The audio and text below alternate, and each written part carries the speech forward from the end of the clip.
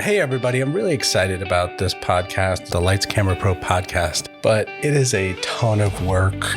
If you do enjoy the podcast, go to my Ko-fi page, ko-fi.com. It's ko-fi.com / the Lights Camera Pro podcast. And there you can donate $3, $1, whatever you want, but anything you can donate will help me continue making this podcast. All right. Thanks, everybody. Hey everybody, it's Sean Ventura. I am here to tell you about my new online course. It's called Secrets of How to Start a Podcast.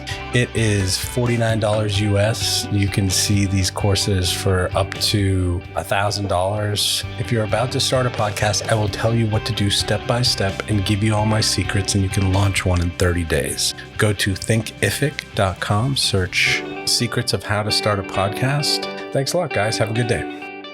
Hey everybody, this is Sean Ventura with the Lights Camera Pro podcast, and as you know, we do film and TV show reviews, and today's review is of The Mandalorian, Season 2, Episode 7, The Believer.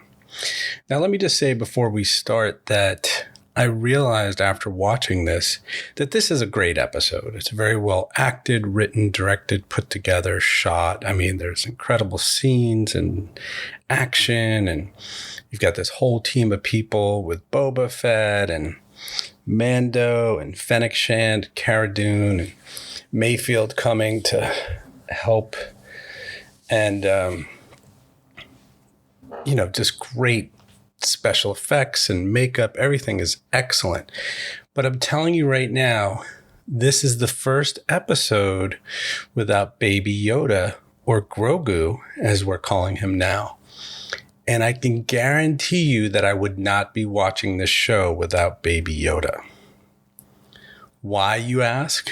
Because this is the sequels, this is Rogue One, this is Solo. I don't know. There's just something there that it doesn't grip me. Baby Yoda puts it all together. That's all I'm going to say, because I know people love him so much. I have a little character on my desk here, but that I look at when I do the podcast for this. But I will tell you that it's not the same. It's a Star Wars action show without him. And it was very cool that Mando took his helmet off. And obviously, these are spoilers galore once you listen to this.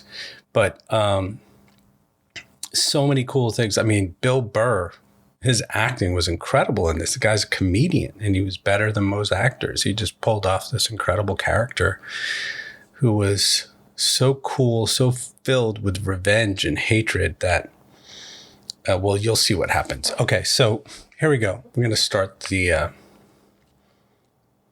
review, but that's my 2 cents, is that I don't know if I'd be watching this show if it wasn't for Baby Yoda. He just puts it all together. Like I was talking about this morning, when Cara Dune and Mando are fighting the first time in the first season, and he just comes out with his little cup of broth, and he's standing there looking at him like, hey guys, what are you doing? Why are you fighting? There's no reason to fight.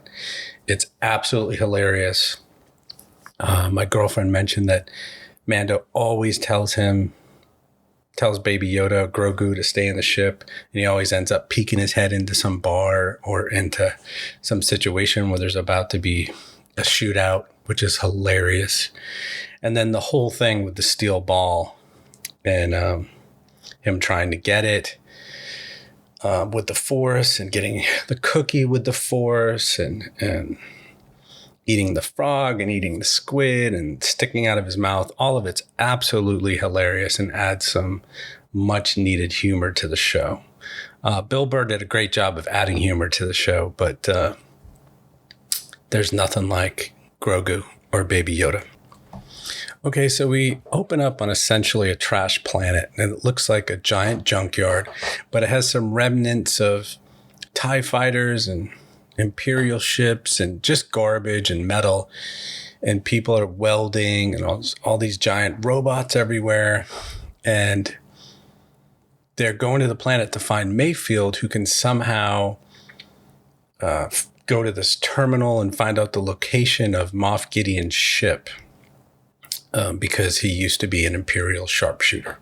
So that's why they're going to get Mayfield. He's serving like a 50-year prison sentence, but they go to pick him up.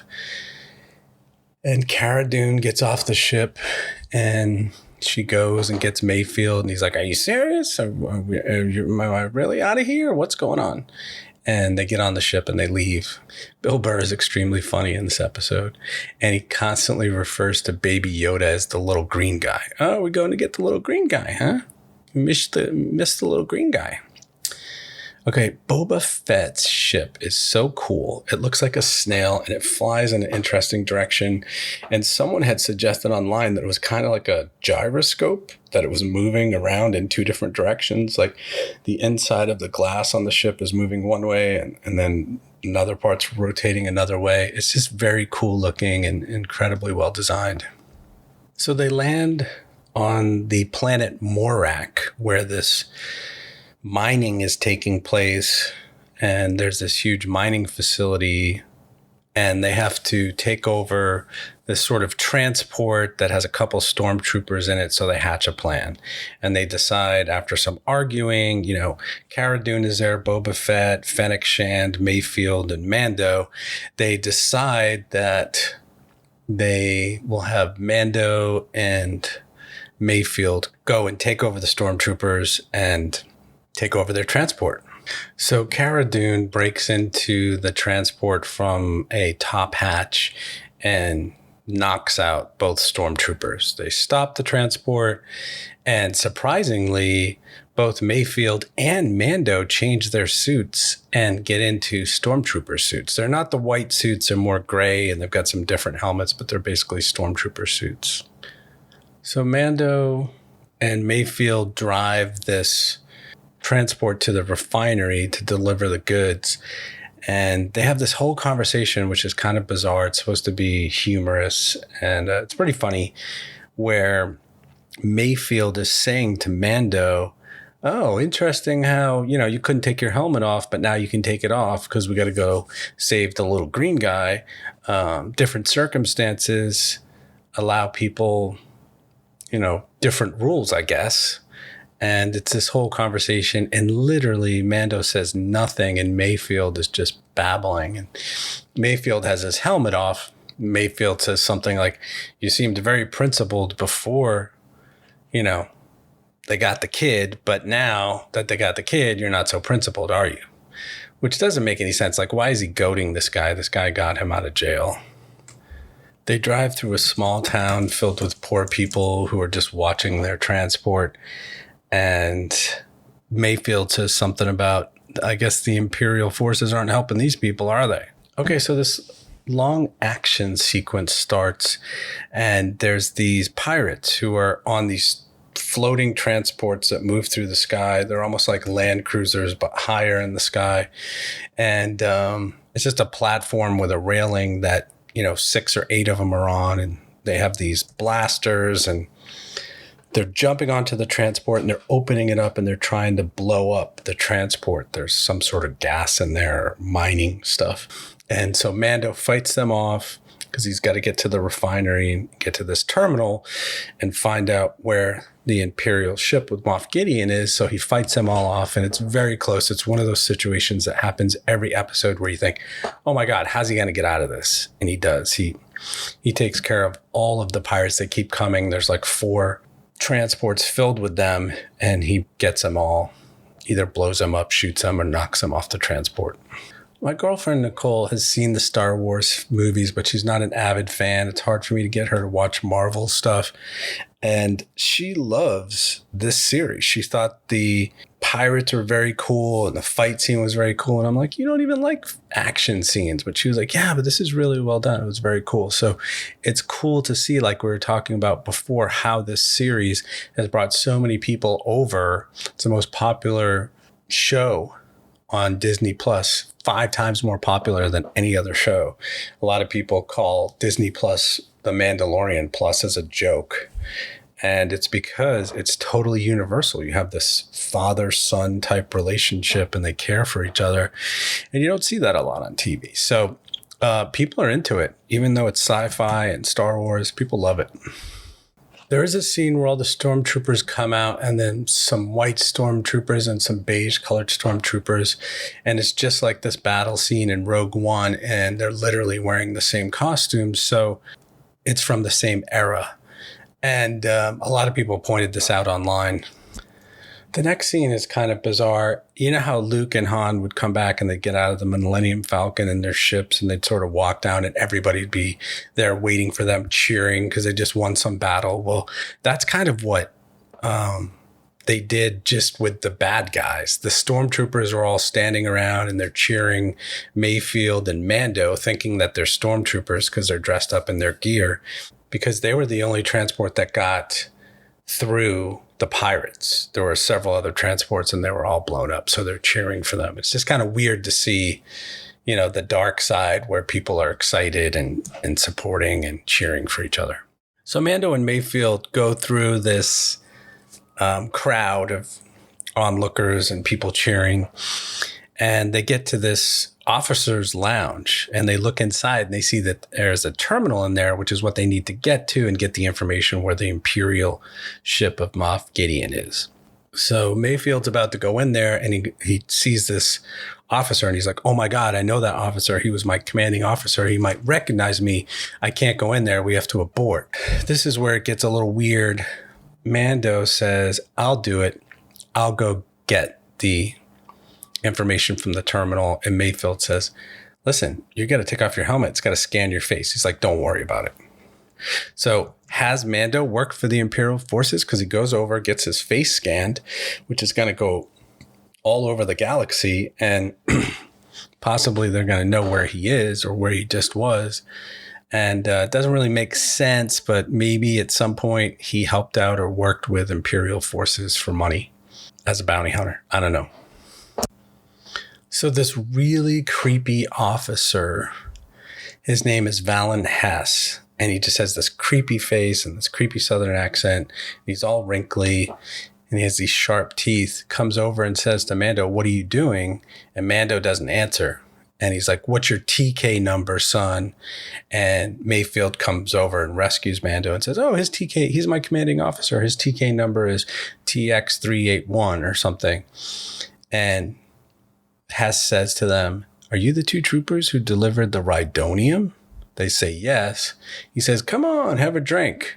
You're the only people who got through the pirates today, and I want to buy you a drink. So we cut to Cara Dune and Fennec Shand planning an attack once Mayfield and Mando can escape. They're setting up their sniper rifles on these big guns around the refinery. And then we cut back to Mando and Mayfield having a drink with Hess. Well, Hess calls Mando Brown Eyes. It's the name that Mayfield came up with. And he's like, so Brown Eyes, where are you from? And Mayfield, to distract Hess, says, why don't we toast to Operation Candor? And Hess says, you know your history. Mayfield says, no, I don't know my history. I was there. You killed 5,000 to 10,000 people. And Hess says, yes, but it was for the greater good. Mayfield says, what good is it for the families of the people who died? And Hess is getting a little bit pissed off. And we know this is about to go wrong really fast. Hess says in a very creepy way, you see, boys, everybody thinks they want freedom, but what they really want is order. And they're going to welcome us back with open arms. And that pisses off Mayfield. So Hess says, let's toast to the Empire. And Mayfield shoots him in the chest. As the guys make it to the roof, they break out this window and shoot a bunch of stormtroopers. Cara and Fennec Shand are blowing up all kinds of big guns around them and shooting stormtroopers who are chasing after them. And Boba Fett is bringing his ship to the roof where they'll be rescued. Boba gets Mayfield and Mando out of there, and then they give Mayfield a sniper rifle on his ship, and he blows up the stockpile of Rhydonium on the roof of the refinery just with one shot to like one canister of Rhydonium on one of the transports. Fennec Shand admires Mayfield's shot and says, nice shot. Cara Dune goes, And they go back to the rendezvous point. Unfortunately, a couple of TIE fighters are following them, and trying to, chase them and blow them up. But Boba Fett releases some seismic charges that fall out of his ship and blow up both TIE fighters immediately. It's very cool. So they meet at the rendezvous point, and Mayfield says, "Hey, great, that was fun. Take me back to prison." And Cara Dune says, "You know what? Mayfield died in the operation, so he won't be going back to prison." She basically lets him free. The Imperial cruiser is revealed and Moff Gideon is on it. And a lieutenant comes in and says, "You must see this." And it's essentially a hologram message from Mando that tells Moff, "You have something I want. He means more to me than you'll ever know."